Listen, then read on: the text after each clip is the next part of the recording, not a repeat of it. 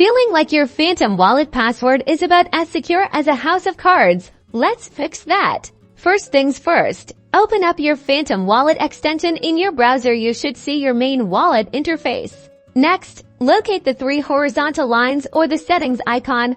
It's usually in the top left or right-hand corner of the wallet interface. Click on the settings option. A menu will slide out or appear. Look for change password and give it a click. This is where the magic happens.